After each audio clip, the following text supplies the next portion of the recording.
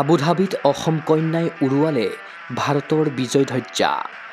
Asian জুজিটছুত Imon গগৈৰ bronze জয়। অসম জুজিটছু সন্থাৰ শুভেচ্ছা। যোৱা ১ মে'ৰ পৰা আবুধাবিত অনুষ্ঠিত হৈছে ৮ম সংখ্যক এছিয়ান জুজিটছু চেম্পিয়নশ্বিপ আৰু ১ম সংখ্যক ইয়ুথ এছিয়ান জুজিটছু চেম্পিয়নশ্বিপ ২০২৪। এই আন্তঃৰাষ্ট্ৰীয় প্ৰতিযোগিতাত মুঠ ৫৫ গৰাকী জুজিটছু খেলুৱৈয়ে ভাৰতক কৰিছে প্ৰতিনিধিত্ব। পোনপ্ৰথমবাৰৰ বাবে অসমৰ ৬ গৰাকী জুজিটছু খেলুৱৈয়ে আন্তঃৰাষ্ট্ৰীয় প্ৰতিযোগিতাত অংশগ্ৰহণ কৰিছে। তেওঁলোক হ'ল ক্ৰমে ইমন গগৈ, প্ৰিয়ংকা শইকীয়া, চাম্পী মাৰাক, প্ৰাচুৰ্য গগৈ, আকাশ মেথিউ আৰু হিমাংশু শইকীয়া। প্ৰতিযোগিতাখনত ভাৰতক প্ৰথমটো পদকৰ উপহাৰ দিলে অসম কন্যা ইমন গগৈয়ে। ৭০ কেজি ফাইটিং ছিষ্টেম শাখাত দুৰ্দান্ত প্ৰদৰ্শনেৰে ইমনে দখল কৰে ব্ৰঞ্জৰ পদক।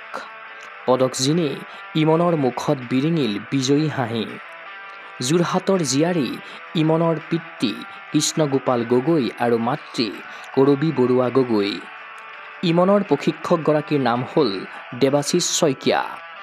পদকজয়ী ইমনক শুভেচ্ছা জ্ঞাপন কৰিছে অসম জুজিটছু সন্থাৰ সভাপতি ঋতুবৰণ শৰ্মা আৰু সম্পাদক সঞ্জয় কুমাৰ চাৱে।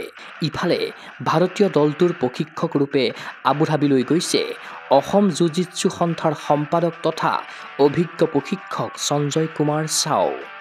উল্লেখ্য যে অসমৰ খেলুৱৈয়ে এছিয়ান জুজিটছু চেম্পিয়নশ্বিপৰ দৰে আন্তঃৰাষ্ট্ৰীয় প্ৰতিযোগিতাত প্ৰথমবাৰলৈ অংশগ্ৰহণ কৰিব পৰাটোৱেই বৃহৎ সফলতা। ইয়াৰ জৰিয়তে অসমৰ জুজিটছু খেলুৱৈয়ে লাভ কৰিব ৰেংকিং। ক্ৰীড়া অনুৰাগীৰ আশা, অসমৰ লগতে ভাৰতীয় দলটোৱে এই প্ৰতিযোগিতাত অভিলেখ সংখ্যক পদক অৰ্জনেৰে দেশলৈ কঢ়িয়াই আনক গৌৰৱ। News desk report, Google sports any.